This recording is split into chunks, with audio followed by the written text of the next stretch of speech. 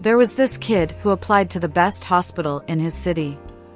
The interviewer said, "Your grades are amazing, and your teachers have written amazing letters of recommendation, but I have to ask, what are your weaknesses?" The guy laughs and says, "Well, I get really nervous under pressure, I tend to repeat myself, and I happen to misplace things." Sure enough, the guy becomes a surgeon. He's so good, in fact, in a few months, he will become the head surgeon. One day, the mayor gets shot, and they get rushed into the guy's hospital. They have to get the heart replaced. The head surgeon gets everything ready, and he starts shaking as he gets to the operation table. His assistant goes up to him and says, "You have to do this surgery quick, man, he hasn't got long." The head surgeon turns to him and says, "I haven't got the heart to do it." His assistant says, "Come on, man, just do it." The head surgeon again says, "I haven't got the heart to do it." An extremely wealthy investor and his wife of 25 years were having dinner at a 5-star restaurant when an absolutely stunning young woman came over to their table, gave the husband a big, wet kiss, and in a breathy voice, she said, "I'll see you later tonight," ending with a wink just before turning and slinking away. The wife glared at her husband and asked, "Who is that?" "Oh," replied the husband matter-of-factly, "she's my mistress." "Well, that's the last straw," the wife announced furiously. "I've had quite enough, I want a divorce," she demanded. "I can understand that," replied her suddenly sympathetic husband. "But, remember, you signed a rock-solid prenup, and if we get divorced, it'll mean no more shopping trips to Paris, no more wintering in Barbados, no more summers in Tuscany, no more expensive cars in the garage, and no more yacht club. But the decision is yours." Just then, a mutual friend entered the restaurant with a gorgeous young woman on his arm. "Who's that woman with Jim?" the wife asked curiously. "That's his mistress," the husband replied. Still trying to make sense of her own husband's indiscretion, she thought for a moment, and then, in a haughty voice, she said, "Well, ours is much prettier." A British doctor says, "In Britain, medicine is so advanced that we cut off a man's liver, put it in another man, and in 6 weeks, he was looking for a job." The German doctor replies, "That's nothing. In Germany, we took part of a brain, put it in another man, and in 4 weeks he was looking for a job." The Russian doctor replies, "Well, we took half a heart from a man, put it in another's chest, and in 2 weeks he was looking for a job." The American doctor laughs, "You are all behind us. A few years ago, we took a man with no brain, no heart, and no liver and made him president. Now, the whole country is looking for a job." One afternoon, a lawyer was riding in his limousine when he saw 2 men along the roadside eating grass. Disturbed, he ordered his driver to stop, and he got out to investigate.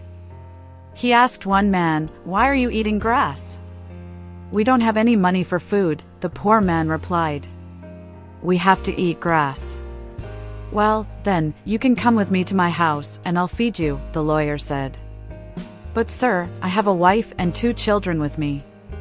They are over there, under that tree." "Bring them along," the lawyer replied. Turning to the other poor man, he stated, "You come with us, too." The second man, in a pitiful voice, then said, "But sir, I also have a wife and 6 children with me."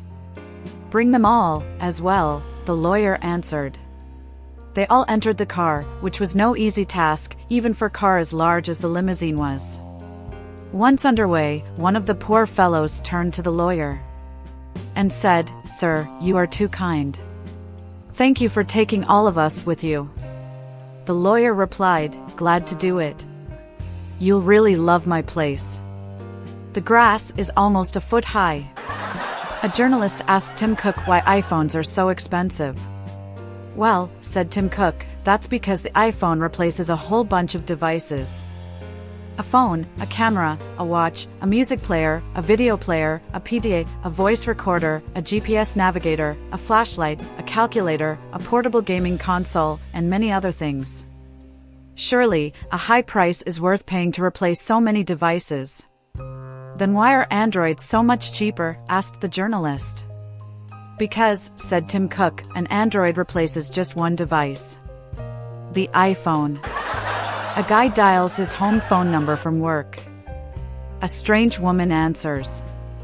The guy says, "Who is this?" "This is the maid," answered the woman. "We don't have a maid. I was just hired this morning by the lady of the house." "Well, this is her husband." "Is she there?" She's upstairs in the bedroom with someone who I just figured was her husband." The guy is fuming. He says to the maid, "Listen, would you like to make $50,000? What do I have to do? I want you to get my gun from my desk in the den and shoot that witch and the jerk she's with." The maid puts down the phone. The guy hears footsteps, followed by a couple of gunshots. The maid comes back to the phone. "What should I do with the bodies?" "Throw them in the swimming pool." "What pool?" Is this 832-4173? A redneck went to the hospital as his wife was having their babies. Upon arriving, he sat down as the nurse said, "Congratulations. Your wife has had quintuplets, 5 big baby boys." The redneck said, "I am not surprised. I have a tool the size of a chimney." The nurse replied, "You might want to get it cleaned because they are all black." Patty calls an ambulance because his friend's been hit by a car. "Patty, get an ambulance here quick, he's bleeding from his nose and ears, and I think both his legs are broken." "Operator, what is your location, sir?" "Patty, outside number 28 Eucalyptus Street." "Operator, how do you spell that, sir?" Silence, heavy breathing, and after a minute. "Operator, are you there, sir?" More heavy breathing, and another minute later. "Operator, sir, can you hear me?" This goes on for another few minutes until, "Operator, sir, please answer me. Can you still hear me?" Patty, "Yes, sorry about that. I couldn't spell eucalyptus, so I just dragged him round to number 3, Oak Street." John and David were both patients in a mental hospital. One day, while they were walking, they passed the hospital's swimming pool, and John suddenly dove into the deep end. He sank to the bottom and stayed there. David promptly jumped in and saved him, swimming to the bottom of the pool and pulling John out. The medical director came to know of David's heroic act. He immediately ordered that David be discharged from the hospital, as he now considered him to be okay. The doctor said, "David, we have good news and bad news for you. The good news is that we are going to discharge you because you have regained your sanity. Since you were able to jump in and save another patient, you must be mentally stable. The bad news is that the patient that you saved hung himself in the bathroom and died after all." David replied, "Doctor, John didn't hang himself. I hung him there to dry."